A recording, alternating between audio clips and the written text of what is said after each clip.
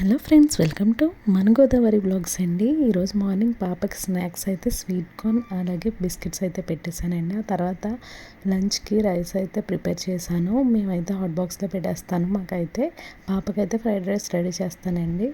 Fried rice కోసం night vegetables cut చేసి పెట్టుకున్నానండి పక్కకి. ఇప్పుడు బాయిల్ అయిన రైస్ కొద్దిగా చల్లారే వరకు ప్లేట్లోకి తీసుకున్నాను ఫ్రైడ్ రైస్ కోసం పాపకి. తర్వాత నేను కట్ చేసిన వెజిటేబుల్స్ అయితే పక్కకు పెట్టుకొని ఒక ప్యాన్ పెట్టి ఆయిల్ హీట్ చేసుకొని ఒక టేబుల్ స్పూన్ ఆయిల్ హీట్ చేసుకొని కట్ చేసిన వెజిటేబుల్స్ ఫ్రై చేసుకున్నానండి. Spring onions, carrot, French beans అండి.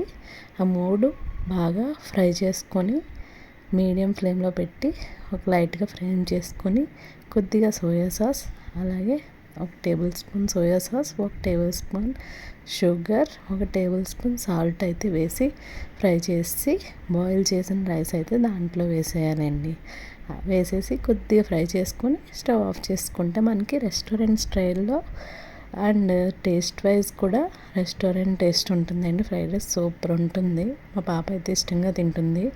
ఎక్కువ లంచ్లోకి ఫ్రైస్ పెడతాను, కర్రీస్ అయితే తినదు. అండ్ అలాగే బిర్యానీ, ఫ్రైడ్ రైస్ ఒకసారి పెడుతూ ఉంటానండి. ఇది మీ పిల్లలు కూడా కర్రీస్ అవి తినని వాళ్ళు అయితే ఇవి చేసి పెట్టండి, బాగా ఇష్టపడి తింటారు.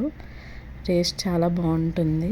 ఇలా ఫ్రైడ్ రైస్ అయితే రెడీ చేసి బాక్సెస్ అన్నీ రెడీ చేసేసి లాస్ట్కి బ్యాగ్లో అయితే నేను సర్దేసి పంపిస్తానండి రోజు స్కూల్కి. మీ పిల్లలకి మీరేమి స్పెషల్స్ రెడీ చేస్తారో రోజు నాకు కామెంట్ బాక్స్లో చెప్పండి.